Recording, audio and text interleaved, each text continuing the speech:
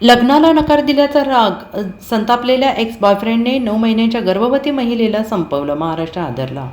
लग्नास नकार दिल्याचा जुना राग मनात धरून एका 9 महिन्यांच्या गर्भवती महिलेला एक्स बॉयफ्रेंडने संपवल्याची धक्कादायक घटना सोलापूरमध्ये घडली आहे.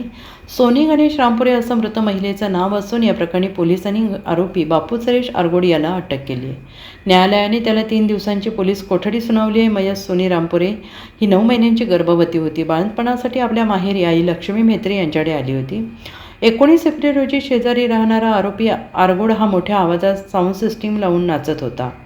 सोनीच्या प्रकृतीला आवाजाचा त्रास होऊ नये आणि नाचताना तिला धक्का लागू नये या उद्देशाने सोनीच्या आईने बापूला साऊंड बंद करण्यास सांगितले.